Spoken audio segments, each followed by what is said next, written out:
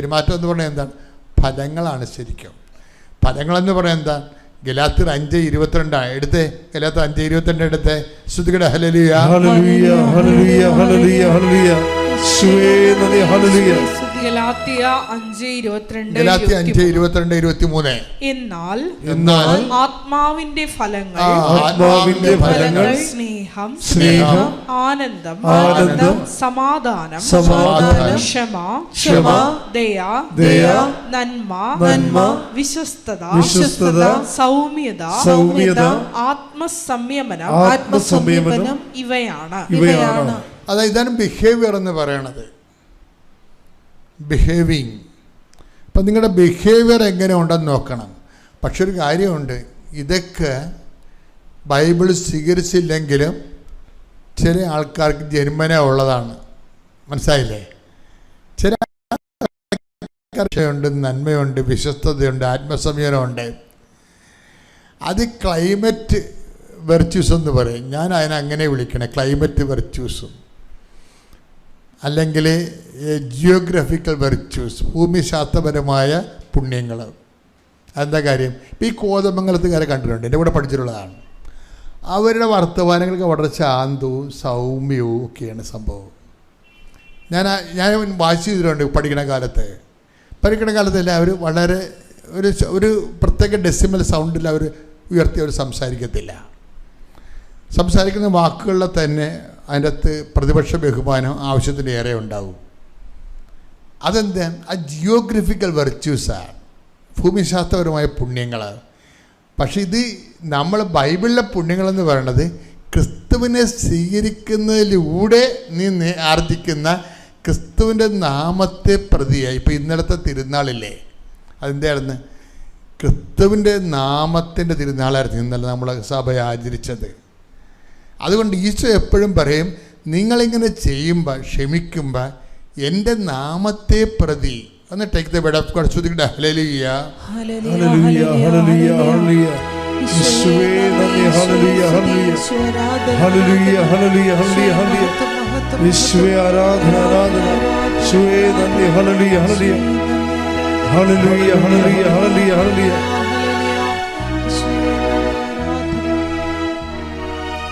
ഈ സൗമ്യമായ കാലാവസ്ഥയിലും സൗമ്യമായ ഭൂപ്രകൃതിയിലും ജീവിക്കുന്നവർക്ക് സ്വാഭാവികമായി ഉണ്ടാകുന്ന ഒരു സൗമ്യത സ്വഭാവത്തിലുണ്ടാകും. അതുപോലെ പച്ചക്കറികൾ മാത്രം കഴിക്കുന്നവർക്കും ഉണ്ടാകും ഇതുപോലെയുള്ള. ഇപ്പം ഗാന്ധിയൊക്കെ ഏതായാലും ഇംഗ്ലണ്ടിൽ പോയപ്പോൾ തന്നെ ആടിനെയും കൊണ്ട് കപ്പലിൽ കയറിയ പാർട്ടിയാണ്. അവിടെ പോയി സ്വന്തമായിട്ട് ആടിനെ പാല് കറന്ന് കുടിച്ച പാർട്ടിയാണ്. അപ്പോൾ ഈ സ്ട്രിക്റ്റ് വെജിറ്റേറിയനാണ്. അപ്പോൾ അത് അവർ മറ്റേ കാരണം കാണിച്ചു കൊടുത്തെന്ന് പറഞ്ഞു കഴിഞ്ഞാൽ സ്വാഭാവികമാണ്. അത് ആ ഭക്ഷണ പദാർത്ഥവും പെരുമാറ്റവും തമ്മിൽ കുറേ ബന്ധങ്ങളുണ്ട്. പക്ഷെ ഒരു നോൺ വെജിറ്റേറിയനാണ് ക്ഷമ കാണിച്ചെന്ന് പറഞ്ഞാൽ അത് അവനോട് തന്നെ നല്ല ശരിക്കും ഫൈറ്റ് ചെയ്താൽ മാത്രമേ അവനെ അത് ക്ഷമ കാണിക്കാൻ പറ്റത്തുള്ളൂ. ഒരു റഫ് സീസണിൽ ഇപ്പം കടലുമായിട്ട് മല്ലടിക്കുന്നവനോട് പതുക്കെ സംസാരിക്കാൻ ഞാൻ സംസാരിക്കത്തില്ല. കായലോരത്ത് സംസാരിക്കുന്നവരോട് അല്ലെങ്കിൽ മലയിടുക്കി സംസാരിക്കുന്നവരോട് ഒരു അയൽവാസിയോട് സംസാരിക്കുന്നത് ഭയങ്കര സ്വരത്തിലായിരിക്കും. അവൻ നമ്മുടെ മുറി വന്നാൽ ആ സ്വരത്തിൽ സംസാരിക്കും. ഇപ്പം ഒരു അപ്പുറത്തെ വീട്ടിൽ നിന്ന് ആ ചങ്ങലപ്പെട്ടിട്ട് അപ്പുറത്തേക്ക് താമസിക്കണത്, ഇവിടുന്ന് കൂബിയാലേ കേൾക്കത്തുള്ളൂ. പക്ഷെ അങ്ങനെ സംസാരിച്ച് മലയോരത്ത് സംസാരിക്കുന്നവരും കടലിൽ സംസാരിക്കുന്നവരുമൊക്കെ അവിടെ ഭൂപ്രകൃതി വ്യത്യാസമുണ്ട്. അവർ സ്വഭാവത്തിനും റഫ്നെസ് ചിലപ്പോൾ വരും.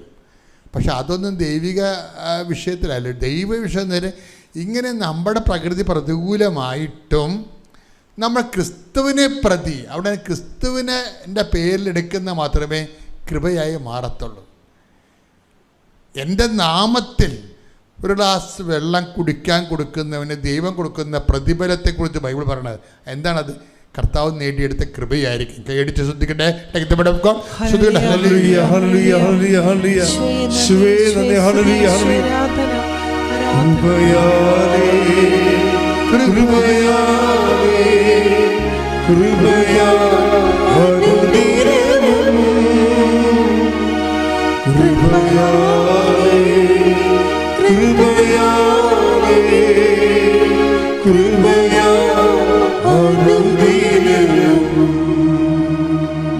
മർക്കോസ് 9:41.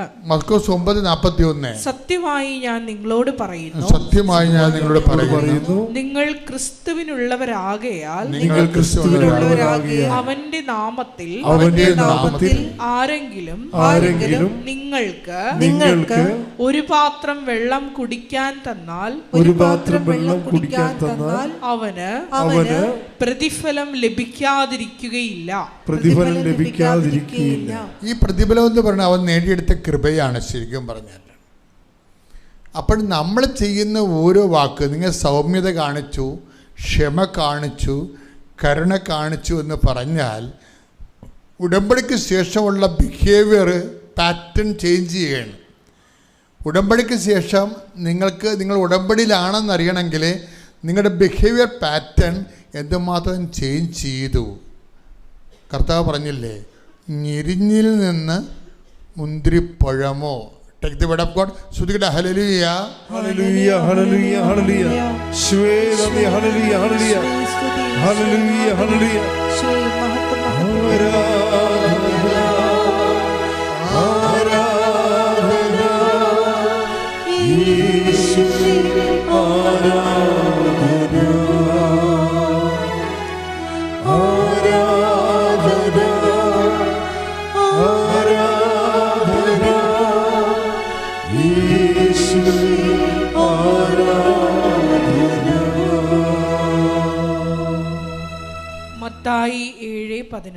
മത്തായി 7:16. ഫലങ്ങളിൽ നിന്ന് അവരെ മനസ്സിലാക്കാം. മുൾച്ചെടിയിൽ നിന്ന് മുന്തിരിപ്പഴമോ, ഞെരിഞ്ഞിലിൽ നിന്ന് അത്തിപ്പഴമോ പറിക്കാറുണ്ടോ? അപ്പൊ സ്വാഭാവികമായ പ്രകൃതിയിൽ ഉണ്ടാകുന്ന ഒരു രീതിയാണ്. എന്താണ്? ഞെരിഞ്ഞിൽ നിന്ന് മുന്തിരിപ്പഴം കിട്ടത്തില്ല, മുൾച്ചെടിയിൽ നിന്ന് അത്തിപ്പഴം കിട്ടത്തില്ല. പക്ഷേ ഒരു മനുഷ്യൻ ഉടമ്പടിയിലായിക്കഴിഞ്ഞാൽ അവൻ ക്രിസ്തുവിലാകുകയാണ്. ക്രിസ്തുവിലാകണമെങ്കിൽ എന്ത് ചെയ്യണം? ഈ ഞെരിഞ്ഞിൽ മുന്തിരിപ്പഴവും അതുപോലെ തന്നെ അത്തിപ്പഴത്തെ കാര്യം എന്നാ പറഞ്ഞേ? അത്തിപ്പഴമോ പറിക്കാറുണ്ടോ? ഇത് പ്രകൃതിയിലുള്ള സ്വാഭാവികതയാണ്. പക്ഷേ ബൈബിൾ എന്താ പറയണത്? വിശേഷവിധിയായി നിങ്ങൾ എന്താണ് ചെയ്യണത്? അപ്പം വിശേഷവിധിയായി ഈ ബിഹേവിയർ പാറ്റേണിലേക്ക് വരുമ്പോഴേ ദൈവമായിട്ട് നിങ്ങൾ ഉടമ്പടിയിലാണെങ്കിൽ എന്ത് ചെയ്യും? നിങ്ങൾ മുൾച്ചെടി ആണെങ്കിൽ എന്ത് ചെയ്യണം? അതിൽ നിന്ന് ദൈവം മുന്തിരിപ്പഴം വരണം, സൗമ്യത, ശാന്തതയൊക്കെ വരണം. ഇത് നമ്മോട് തന്നെയുള്ള, അപ്പം നമ്മൾ ഉടമ്പടിയിലാകാൻ വേണ്ടി ഒരു രക്തസാക്ഷി ആകണ പോലെയാണ്. ഉടമ്പടിയിലാകാൻ വേണ്ടി നമുക്ക് എന്താ മുതൽ മുടക്ക്? അപ്പോൾ നിങ്ങൾ പറയും 100 രൂപയുടെ മുടക്കുണ്ട്, കുറച്ച് പത്രം മേടിക്കണം, 2 തിരി മേടിക്കണം, അതെല്ലാം മുടക്ക്. പിന്നെ എന്താ മുടക്ക്?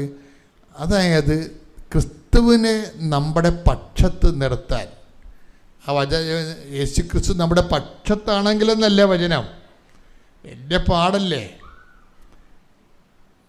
ക്രിസ്തുവിനെ നമ്മുടെ പക്ഷത്ത് നിർത്താൻ വേണ്ടിയാണ് നമ്മൾ ഈ മുൾച്ചെടിയിൽ നിന്ന് മുന്തിരിപ്പഴം ഉണ്ടാക്കുന്നത്, ആ ഞെരിഞ്ഞിൽ നിന്ന് അത്തിപ്പഴം ഉണ്ടാക്കുന്നത്. എന്താണ്? നമ്മൾ സ്വഭാവത്തെ റഫാണ്, നമ്മൾ സ്വഭാവത്തെ അർത്ഥമായി കുപ്പ് ചേക്കാത്തവനാണ്, ചാണാത്തിൽ 4 വെച്ച് നക്കെടുക്കണ പിശുക്കനാണ്. പക്ഷേ when we come to covenant നമ്മളെന്ത് ചെയ്യും? ഈ ബിഹേവിയർ പാറ്റേൺ തട്ടപ്പാടെ മറിച്ചിട്ട് ക്രിസ്തുവിൻ്റെ നമ്മളെ തന്നെ അഴിച്ച് പണിയണം. അഴിച്ച് നമ്മുടെ വഴികൾ, രീതികൾ എല്ലാം. ഇതിന് മാനസാന്തരത്തിൻ്റെ ഫലങ്ങളെന്നാണ് പറയണത്. ഈശോയ്ക്കും അമ്മയ്ക്കും 1000 നന്ദി. എൻ്റെ പേര് ബീല. ഞാൻ തിരുവനന്തപുരം ജില്ലയിലെ പാറശാലയിലെ അമ്പലികോണം മലങ്കര സഭയിലെ ഇടവാംഗമാണ്. ഇതെൻ്റെ അനിയത്തിയാണ്. ഞാൻ അനിയത്തിക്ക് വേണ്ടിയാണ് സാക്ഷ്യം പറയാൻ ഇവിടെ നിൽക്കുന്നത്. എൻ്റെ അനിയത്തിക്ക് ഇടവിട്ട് എപ്പോഴും അപസ്മാര രോഗം, അതായത് അപസ്മാരമാണോ ഫിക്സാണോ എന്താണെന്നറിയില്ല. എപ്പോഴും ഒന്നിടവിട്ട് എപ്പോഴും അങ്ങനെ വെട്ടി ബോധാവസ്ഥയിലാവുകയും അങ്ങനെ പല ആശുപത്രികളിലായി ഞങ്ങൾ മാറി കൊണ്ടുപോയിട്ടും ഒരു സുഖവും അവൾക്ക് ഉണ്ടായിരുന്നില്ല. അവൾക്ക് ഉണ്ടായത് 2 ആൺമക്കളാണ്. അപ്പോൾ അവളുടെ വീടെന്ന് പറയുന്നത് ഞങ്ങളുടെ വീടിൽ നിന്നും ഒരു 7-8 കിലോമീറ്റർ ദൂരെയാണ്. അപ്പോൾ ഞങ്ങൾക്ക് പെട്ടെന്ന് പോയി അവളെ നോക്കാനും ഞങ്ങൾക്ക് സാധിക്കുകയില്ല. അപ്പോൾ ഇവള് ഒരു ദിവസം ഹോസ്പിറ്റലിൽ കൊണ്ടുപോകും. ഞങ്ങൾ നോക്കിയിട്ട് വീട്ടിൽ വന്ന ഉടനെ തന്നെ അടുത്തും ഫിക്സായി കൊണ്ടുപോയി എന്ന് പറയും. അങ്ങനെ പല പല ആശുപത്രി മാറിയിട്ടും ഇവൾക്ക് ഒരു സുഖം ഉണ്ടായിരുന്നില്ല. അവസാനം ഞങ്ങൾ മെഡിക്കൽ കോളേജ് ഡോക്ടർ അവിടെ കൊണ്ടുപോയിട്ട് അവർക്ക് രോഗം എന്താണെന്ന് കണ്ടുപിടിക്കാൻ കഴിഞ്ഞില്ല. അങ്ങനെ ഞാൻ വലിയ വിഷമത്തോടെ ഞാൻ ഇങ്ങനെ എൻ്റെ വീടിനടുത്തുള്ള ഒരു ചേച്ചി ഇവിടെ കൃപാസനത്തിൽ സ്ഥിരമായി വരുമായിരുന്നു. ആ ചേച്ചിയുടെ അടുത്ത് എൻ്റെ സങ്കടം പറഞ്ഞു. അനിയത്തിക്ക് ഇങ്ങനെയാണ് ചേച്ചി, ഒട്ടും കുറവില്ല, എന്ത് ചെയ്യും എന്നെനിക്ക് അറിയില്ല ചേച്ചി, ഭയങ്കര വിഷമത്തിലാണെന്ന് പറഞ്ഞു. അപ്പോൾ ചേച്ചി പറഞ്ഞു, നീ പേടിക്കണ്ട, ഞാൻ ഒരു വിശുദ്ധ തൈലവും കുറച്ച് ഉപ്പും തരാം, നീ ആശുപത്രിയിൽ പോകുമ്പോൾ നിൻ്റെ അനിയത്തിക്ക് കൊണ്ട് നെറ്റിയിൽ പുരട്ടിക്കൊട്, ഉപ്പിട്ട് കഞ്ഞിവെള്ളം കൊടുക്കുമെന്ന് പറഞ്ഞു. അങ്ങനെ ഞാൻ ഒരു ഉച്ചയ്ക്ക് മെഡിക്കൽ കോളേജ് ആശുപത്രി തിരുവനന്തപുരത്ത് ഈ വിശുദ്ധ തൈലവും ഉപ്പും കൊണ്ട് ഞാൻ അനിയത്തിയുടെ അടുത്ത് പോയി. അവൾ ഒരു CSI പള്ളിയിലാണ് പോകുന്നത്. പക്ഷെ അവൾക്ക് ഈ മാതാവിനെക്കുറിച്ച് ഒരു വിശ്വാസമൊന്നും ഉണ്ടായിരുന്നില്ല. ഞാൻ ഈ നെറ്റിയിൽ കുരിശ് വരച്ച് കൊടുക്കുമ്പോഴും പറയും, എനിക്ക് നീ വരയ്ക്കേണ്ട, എൻ്റെ സുഖമാവില്ല എന്ന് പറയും. അപ്പോൾ ഞാൻ പറയും, നീ മര്യാദയ്ക്ക് വിശ്വസിക്ക്.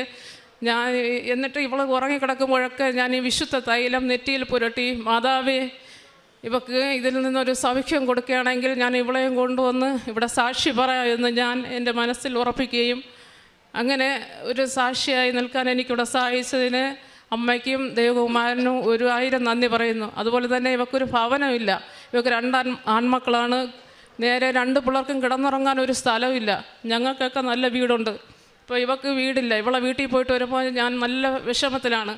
മാതാവേ ഇവക്ക് ഒരു വീട്, നല്ലൊരു വീട്, അതും ഞങ്ങളുടെ വീടിനടുത്താണെങ്കിൽ ഇവക്ക് ഇങ്ങനെയൊക്കെയുള്ള പ്രയാസങ്ങളുണ്ടല്ലോ, ഞങ്ങളുടെ വീടിനടുത്താണെങ്കിൽ ഏറ്റവും നല്ലത് മാതാവേ ഒരു വീട് ഇവക്ക് അനുഗ്രഹിച്ച് കൊടുക്കണേ എന്ന് പ്രാർത്ഥിച്ചു.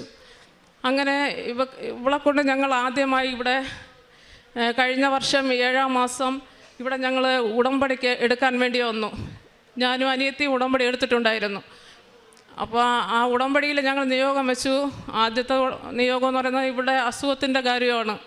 2ാമത്തെ നിയോഗം എന്ന് പറയുന്നത് ഇവക്കൊരു ഭവനം ദൈവം കൊടുക്കണേ എന്നാണ് ഞാൻ നിയോഗം വച്ചിരുന്നത്. അങ്ങനെ ഞാൻ നിയോഗത്തിൽ പ്രാർത്ഥിച്ചു.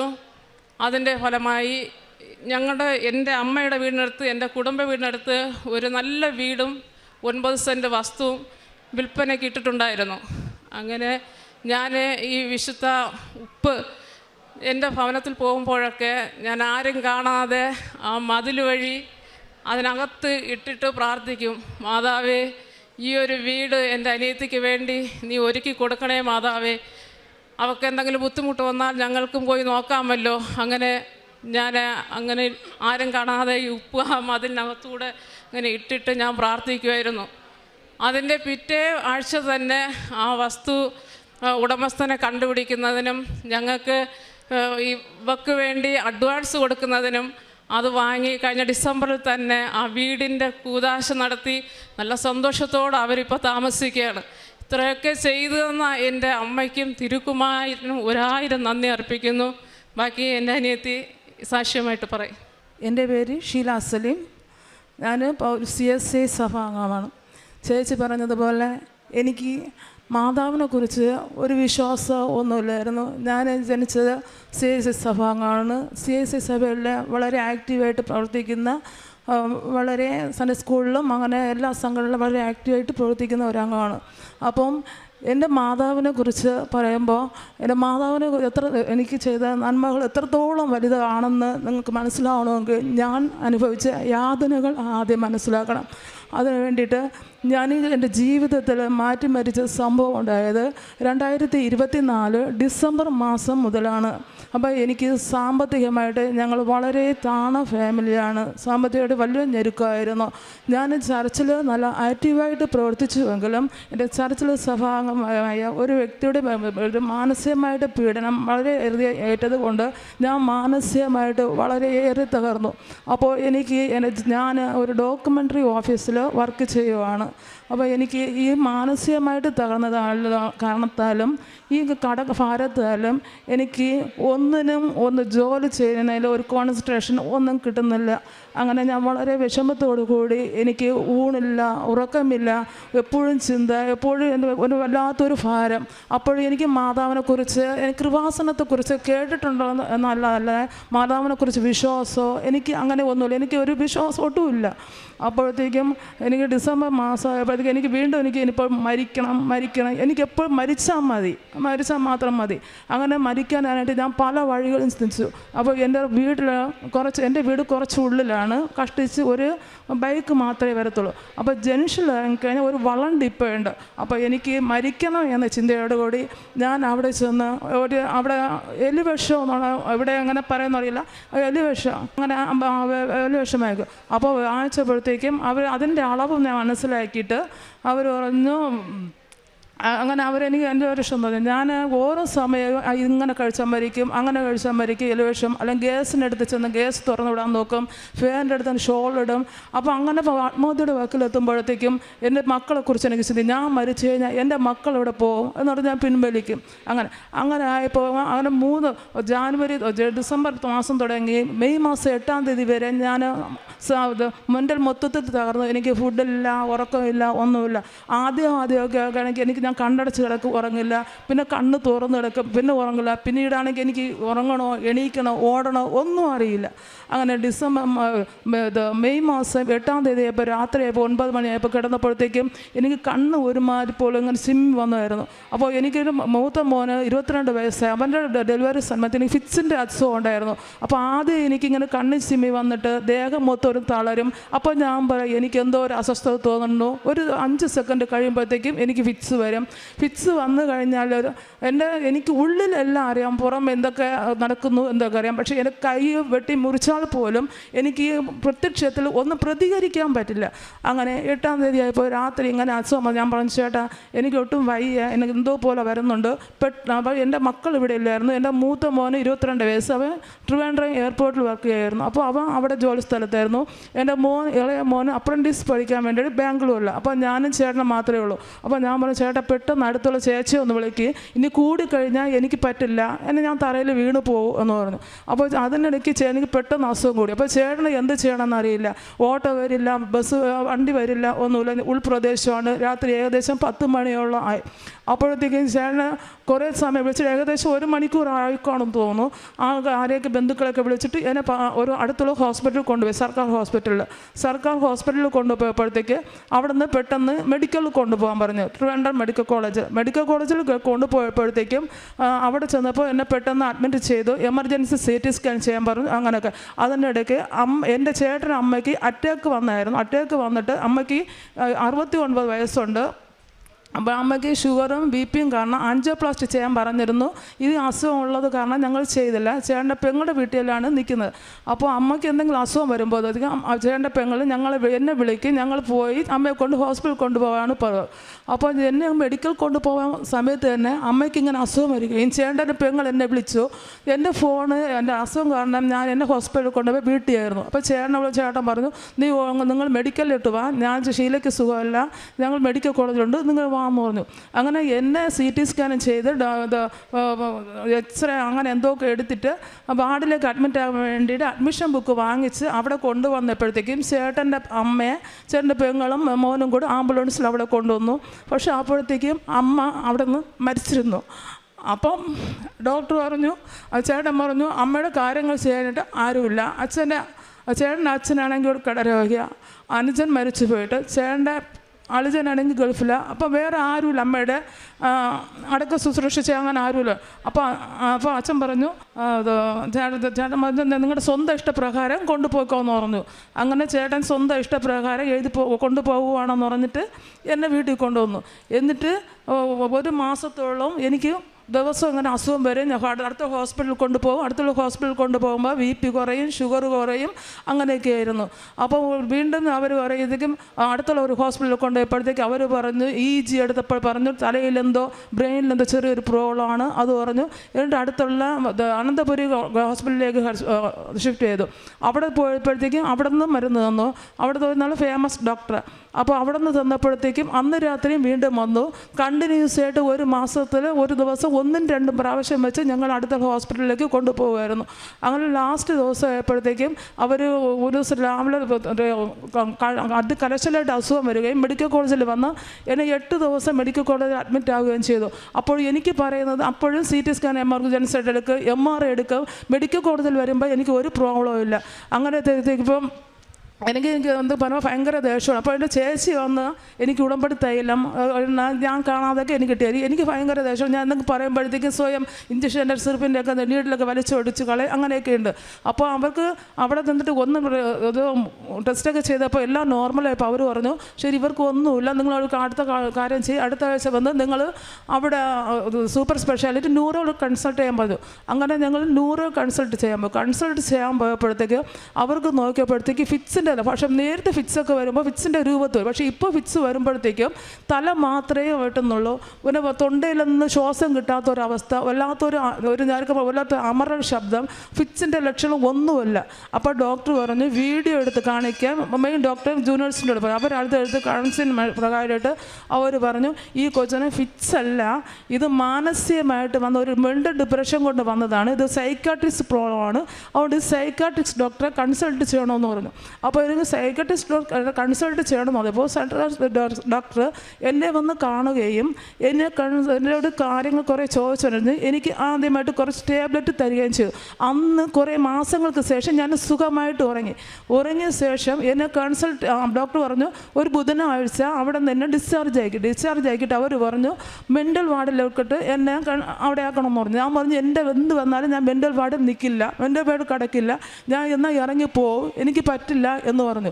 അങ്ങനെ മെൻ്റൽ വാർഡിൽ കിടക്കാതെ ഞാൻ ഇറങ്ങി പോകുന്നു. അപ്പം ന്യൂറോ വാർഡിൽ നിന്ന് ബുധനാഴ്ച ഡിസ്ചാർജ് ആക്കിയിട്ട് എൻ്റെ മോനോട് പറഞ്ഞു ശരി എന്നാൽ നിങ്ങൾ വീട്ടിൽ പോയിക്കോ, അടുത്ത OPയിൽ നിങ്ങൾ വന്ന് കണ്ടാൽ മതി, ഞാൻ നിങ്ങൾക്ക് ഡിസ്ചാർജ് സമ്മറി മെൻ്റൽ വാർഡിലെ ഡിസ്ചാർജ് സമ്മറി നിങ്ങൾക്ക് വാട്സപ്പിൽ ഇട്ട് തരാം എന്ന് പറഞ്ഞ് ഞങ്ങൾ ഡിസ്ചാർജ് ചെയ്ത് അയച്ചു.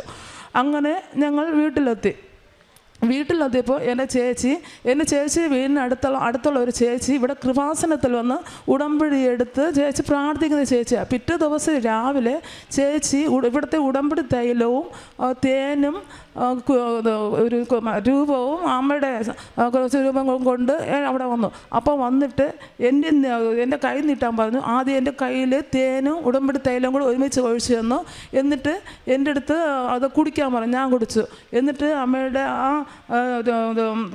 കാശ് രൂപം എൻ്റെ നെറ്റിയിൽ വെച്ചപ്പോൾ എനിക്ക് അതികലശലമായിട്ട് ഭയങ്കരമായിട്ട് അസുഖമുണ്ടായി. അപ്പോൾ എൻ്റെ ചേച്ചി എന്നെ കെട്ടിപ്പിടിച്ചിട്ട് മാതാവേ കൃപാസന മാതാവേ കാരണം മാതാവേ സമയച്ചൊരുക്കാത്ത മാതാവേ വാന്ന് പറഞ്ഞിട്ട് ഭയങ്കര നിലവിളിയായിരുന്നു. എൻ്റെ കണ്ണിലെന്നാണെങ്കിൽ കണ്ണുനീരിട്ടിട്ട് വീഴുമായിരുന്നു. കുറച്ച് നേരം ഇവരിങ്ങനെ വിളിച്ച് പ്രാർത്ഥിച്ച ശേഷം എൻ്റെ അസുഖം പെട്ടെന്ന് മാറി. അപ്പോൾ എനിക്ക് പെട്ടെന്ന് അമ്മയുടെ പ്രത്യേക ഒരു ഇഷ്ടം തോന്നി, പ്രത്യേക ഒരു വിശ്വാസം തോന്നി. അപ്പോൾ ഞാൻ പറഞ്ഞു എന്തായാലും നമുക്കൊന്ന് കൃപാസനത്തിൽ പോകാം. ചേച്ചിയും പറഞ്ഞു ശരി നമുക്ക് കൃപാസനത്തിൽ പോകാം. അങ്ങനെ ഇത് 2025 ജൂൺ മാസം 27-ാം തീയതിയാണ് ഈ സംഭവം നടക്കുന്നത്. ഞങ്ങൾ 2025 ജൂലൈ മാസം 2-ാം തീയതി ഞങ്ങൾ ഇവിടെ വന്ന് ഉടമ്പടി എടുത്തു. ഉടമ്പടി എടുത്തിരുന്നാൽ വേറെ ഒന്നുമല്ല, ഞങ്ങൾക്ക് ഉടമ്പടി എടുത്ത് ഒരു കാര്യവും ഞങ്ങൾക്ക് അറിയില്ല. ഞങ്ങളെ വിശ്വാസം എന്തോ ഇതിവിടെ വന്ന് എനിക്ക് വീടില്ല, എനിക്ക് അവിടെ വീട് വയ്ക്കാൻ പറ്റുമോ, എൻ്റെ അസുഖം മാറോ, ഇനി മരുന്ന് കഴിക്കണോ, പോകണോ, അങ്ങനെ എന്നൊക്കെ എനിക്ക് ജോസഫിനെ അച്ഛനെ കണ്ട് എൻ്റെ കാര്യങ്ങൾ എല്ലാ റെക്കോർഡ്സുമായിട്ട് കൊണ്ടുവന്നു. അപ്പോൾ കൊണ്ടുവന്നപ്പോൾ അവർ പറഞ്ഞു അത് ഉടമ്പടി എടുത്താലേ അച്ഛനെ കാണാൻ പറ്റത്തുള്ളൂ. അങ്ങനെ ഞങ്ങൾ ഉടമ്പടി എടുത്ത് വന്നപ്പോഴത്തേക്കും പറഞ്ഞു വേണ്ട, ഉടമ്പടി എടുത്തത് നിങ്ങൾ ഇന്നലെ എടുത്തിട്ടുള്ളൂ, ഉടമ്പടി എടുത്താൽ കാണാൻ പറ്റില്ല, നിങ്ങൾ പോയി പുതുക്കിയിട്ട് വാ, പുതുക്കിയിട്ട് നിങ്ങൾക്ക് വിശ്വാസം വന്നാൽ നിങ്ങൾക്ക് അച്ഛനെ കാണാമെന്ന് പറഞ്ഞു. സത്യത്തിൽ പറഞ്ഞാൽ എനിക്ക് അന്ന് ഇവിടെ കൊണ്ടുവന്ന ചേച്ചിയോട് സത്യം പറഞ്ഞാൽ നല്ല ദേഷ്യമുണ്ടായി. ആളെ പറ്റിച്ച് കൊണ്ടുവന്നത് എന്നല്ലാണ്. ഇങ്ങനെ എന്തെങ്കിലും പറഞ്ഞിട്ടുണ്ടെങ്കിൽ ഞാൻ കൃപാസന സന്നിധി വരെയില്ല, ഉടമ്പടി എടുക്കുകയില്ല. ചേച്ചിയെ മനസ്സിൽ കുറേ വഴക്ക് പറഞ്ഞിട്ട് തന്നെയാണ് ഞങ്ങൾ ഇവിടെ നിന്ന് പോയത്. പക്ഷെ പോയിട്ട് അന്ന് മുതൽ എന്തോ എനിക്ക് ഇവിടെ ഉടമ്പടിയിലെ കാര്യങ്ങൾ ഞാൻ പാലിക്കാൻ തുടങ്ങി. വെളുപ്പാങ്കാലം എടുത്ത് പ്രത്യക്ഷീകരണ പ്രാർത്ഥന പറയും, ഞാൻ ബൈബിൾ വായിക്കും, എല്ലാം ചെയ്യും. ആ ചേച്ചി തന്നെ എനിക്ക് കൃപാസനത്തിൻ്റെ അച്ഛൻ്റെ ടോക്ക് ഡെയിലി ബ്രെഡ് എനിക്ക് 5 അയച്ചു തരും, എല്ലാം ചെയ്യും. എനിക്ക് ചേച്ചി എനിക്കൊരു ജപമാല മാല തന്നിരുന്നു. എനിക്ക് എങ്ങനെയാണ് ജപമാല ചൊല്ലേണ്ടതെന്ന് അറിയില്ല. കാരണം ഞാൻ CSA അംഗമാണ്. ഞാൻ ഒരു ദിവസം രാത്രി ഉറങ്ങിക്കിടന്നപ്പോൾ എന്നെ നന്മ നിറഞ്ഞ മറിയമ്മേ 2 വരി എന്നെ ആരോ വന്ന് എന്നെ ഉറക്കത്തിൽ തന്നെ പഠിപ്പിച്ചു തന്നു. ഞാൻ കറക്റ്റായിട്ട് ഞാൻ നന്നാ പഠിച്ചു. അപ്പോൾ പിറ്റേ ദിവസം രാവിലെ ദിവസം എൻ്റെ ചേച്ചിനെ നോക്കാൻ വരും, ചേച്ചിയും മക്കളും. ഞാൻ പറഞ്ഞു എനിക്ക് നന്മ നിറഞ്ഞ മറിയമ്മ എനിക്ക് 2 വരി അറിയാമല്ലോ, എനിക്ക് പഠിപ്പിച്ചു തന്നു, ആരോ പഠിപ്പിച്ചു തന്നു. അപ്പോൾ ചേച്ചിയുടെ മോൻ പറഞ്ഞു, കുഞ്ഞമ്മ ഒരു പേനയും പേപ്പറും എടുത്തുണ്ടോ, ഞാൻ അടുത്ത് കുഞ്ഞമ്മയെ പഠിപ്പിക്കാമെന്ന് പറഞ്ഞു. ഞാൻ പറഞ്ഞു വേണ്ട, ഞാൻ എങ്ങനെ അടുത്തെന്ന് പഠിക്കാം. പക്ഷേ എന്നും ചേച്ചി ദിവസമുള്ള ഡെയിലി ബ്രെഡ് പ്രാർത്ഥന ഇട്ട് തന്ന ചേച്ചി അന്ന് രാവിലത്തേക്കും ഏതോ വർഷങ്ങൾ 2-3 വർഷത്തിന് മുന്നേ ഉള്ള അച്ഛൻ്റെ ഒരു ടോക്കാണ് എനിക്ക് അന്ന് ഇട്ട് തന്നത്. ആ ടോക്കിൽ നന്മ നിറഞ്ഞ മറിയമ്മയുടെ ആദ്യം മുതൽ അവസാനം വരെയുള്ള ആ പൊരുൾ എല്ലാം കൂടെ വിസ്തരിച്ചുള്ള പ്രസംഗം ഉൾപ്പെടെയുള്ളതാണ് ഇട്ടുന്നത്. അങ്ങനെ ഞാൻ അർത്ഥവത്തായിട്ട് ആ ജപമാല പൂർണ്ണമായിട്ട് ഞാൻ പഠിച്ചു. അങ്ങനെ അതിൻ്റെ ശേഷം ഞാൻ പിന്നെ ആശുപത്രി പോയിട്ടില്ല, മരുന്ന് കഴിച്ചിട്ടില്ല, എനിക്ക് ഇതുവരെയും അസുഖം വന്നിട്ടില്ല. എൻ്റെ ആയുധം എന്ന് പറയുന്നത് എൻ്റെ ഉടമ്പടി തൈലവും ഉപ്പ്, എൻ്റെ ജപമാല പ്രാർത്ഥനയാണ്. ഇതാണ് എൻ്റെ അമ്മ എനിക്ക് ആദ്യമായിട്ട് ചെയ്തു തന്നത്. അതിനുവേണ്ടി എൻ്റെ പരിശുദ്ധ അമ്മയ്ക്ക് കോടാനുകോടി എനിക്ക് നന്ദി പറയുന്നു. രണ്ടാമത് എനിക്ക് തന്ന അത്ഭുതം എന്ന് പറയുന്നത്, എനിക്ക് 23 വർഷം കൊണ്ട് ഒരു ഭവനമില്ല, ഒരു കുഞ്ഞു ഭവനമാണ്. എൻ്റെ മക്കൾക്ക് ഓൺലൈൻ ക്ലാസ് വരുമ്പോഴത്തേക്കും എല്ലാ മക്കളും വീഡിയോ കോൾ വരുമ്പോൾ എൻ്റെ മക്കൾ ആഡിയോ കോളിൽ നിന്നാണ് ഓൺലൈൻ ക്ലാസ് അറ്റൻഡ് ചെയ്യുന്നത്. ഒരു ഇൻ്റർവ്യൂ വരുമ്പോൾ എൻ്റെ മോൻ പറയും, അമ്മ ഞാൻ ഇന്ന് ആ റൂമിൽ കയറണ്ടേ അമ്മ, എനിക്കിന്നൊരു ഇൻ്റർവ്യൂ ആണെന്ന് പറയും. എൻ്റെ സാരി ഷോള് ഇതൊക്കെ എടുത്ത് റൂം ഡെക്കറേഷൻ ചെയ്യും.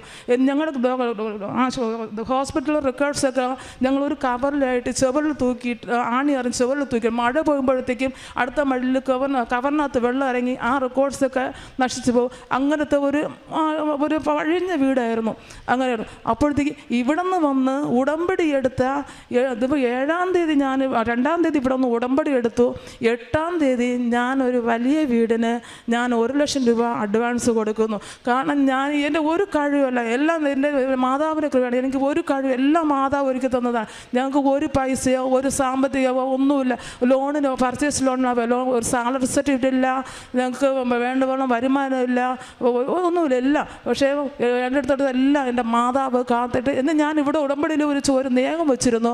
മാതാവേ എനിക്ക് വേറൊന്നും വേണ്ട, എനിക്ക് ഭവനത്തിൽ മാതാവിനെ ധ്യാനിച്ച് കഴിയാൻ പറ്റിയ ഒരു ഭവനം, ഞാൻ കുടുംബമായിട്ട് താമസിക്കുവാനും മാതാവിനെ ധ്യാനിച്ച് കഴിയുവാനും പറ്റിയ ഒരു ഭവനം എനിക്ക് തരണേന്ന് പറഞ്ഞു. അതിന് പ്രകാരം എനിക്ക് നല്ല ഒരു 9 സെൻറ്റ് വീട്, 2 സൈഡ് റോഡ്, 4 ബെഡ്റൂമോട് കൂടിയ നല്ലൊരു വീട് എനിക്ക് ദൈവം അനുഗ്രഹിച്ചെന്നു. അതിനുവേണ്ടി എൻ്റെ മാതാവിന് കോടാനുകോടി നന്ദി പറയുന്നു. മൂന്നാമത്തേന്ന് പറഞ്ഞാൽ എനിക്ക് 1.5 മാസം മുമ്പ് ഒരു ആക്സിഡൻറ്റ് പറ്റിയായിരുന്നു. ആക്സിഡൻറ്റ് പറ്റിയിട്ട് റോഡ് ക്രോസ് ചെയ്തപ്പോൾ ഒരു ബൈക്ക് വന്നിടിച്ചത് കാലിൽ ഇൻഫെക്ഷനായിട്ട് എനിക്ക് ഒന്ന് സർജറി ചെയ്തേണ്ടി വന്നിട്ട് ഇന്ന് 21 ദിവസമേ ആയിട്ടുള്ളൂ സർജറി ചെയ്തിട്ട്.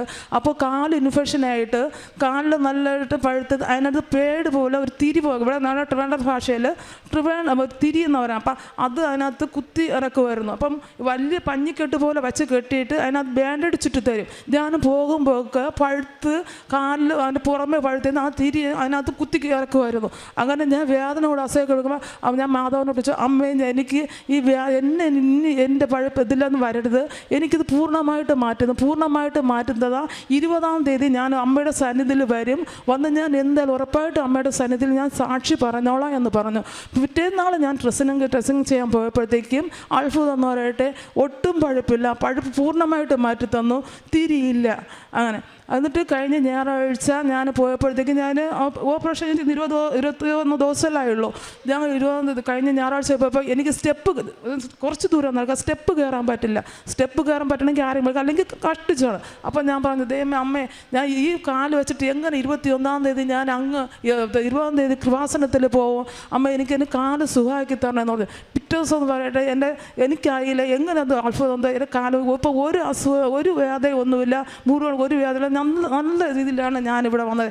ഇത്രത്തോളം കൃപ നന്ദി, എനിക്ക് നന്മകൾ ചെയ്ത എൻ്റെ അമ്മയ്ക്കും പരിശുദ്ധകുമാരനും ഞാൻ കോടാനുകോടി നന്ദി പറയുന്നു. പിന്നെ പ്രേക്ഷിത പ്രവർത്തനം എന്ന് പറയുന്നത്, ഞാൻ ഇവിടെ നിന്ന് കിട്ടുന്ന പത്രങ്ങളൊക്കെ ഞാൻ എല്ലാവർക്കും കൊടുക്കും. പിന്നെ എന്നെ കൊണ്ട് ഒരു 5 മിനിറ്റ് ആരോട് സംസാരിക്കാൻ കിട്ടിയാലും ആരായാലും ഞാൻ എൻ്റെ അമ്മ ചെയ്ത പ്രവൃത്തികൾ എല്ലാവരോടും ഒരു നാണക്കേടും കൂടാതെ എല്ലാവരോടും പറയുവാൻ എനിക്ക് സാധിക്കുന്നുണ്ട്. കാരുണ്യ പ്രവർത്തനമായിട്ട് ഞാൻ മറ്റുള്ളവർക്ക് വേണ്ടിയിട്ട് നല്ലോണം പ്രാർത്ഥിക്കുള്ളൂ. എൻ്റെ മുന്നിൽ ആര് സഹായം അഭ്യർത്ഥിച്ച് വന്നാലും ഞാൻ അവർക്ക് എന്നാൽ കഴിയുന്നത് എല്ലാം ചെയ്തു കൊടുക്കും. അത് മാത്രമല്ല, ഞാൻ ഫുഡ് അവർക്ക് ആശുപത്രിയിലൊക്കെ ഫുഡ് അവർക്കൊക്കെ വിതരണം ചെയ്യും. പിന്നെ മറ്റുള്ളവർക്ക് വേണ്ടി ആത്മീയ ജീവിതത്തിൽ എനിക്ക് വന്ന മാറ്റം എന്ന് പറയുന്നത്, എനിക്ക് നേരത്താണെങ്കിൽ എന്തെങ്കിലും പ്രയാസങ്ങൾ വന്നു കഴിഞ്ഞാൽ എനിക്ക് പെട്ടെന്ന് ഭയങ്കര ഗ്ലൂമിയായി അങ്ങനെ മരിക്കണം, അല്ലെങ്കിൽ അങ്ങനെ ഭയങ്കര ദേഷ്യം. പക്ഷേ ഇപ്പോൾ എത്ര പ്രശ്നം വന്നാലും എല്ലാം എനിക്ക് ചിരിച്ചുകൊണ്ട് ഫേസ് ചെയ്യാനായിട്ട് എൻ്റെ മാതാവ് എനിക്ക് കഴിവ് തന്നു. അതുകൊണ്ട് ഇനിയും എൻ്റെ മാതാവിൻ്റെ പ്രത്യക്ഷീകരണത്തിൻ്റെ സാക്ഷിയായിട്ട് എൻ്റെ മരണത്തോളം ജീവിക്കുവാനായിട്ട് നിങ്ങളെല്ലാവരും പ്രാർത്ഥിക്കണമെന്നും ഞാൻ മരണത്തോളം ജീവിക്കുമെന്നും ഞാൻ പ്രതിജ്ഞ ചെയ്തുകൊണ്ട് എൻ്റെ സാക്ഷി നിന്ന് നിർത്തുന്നു. നന്ദി.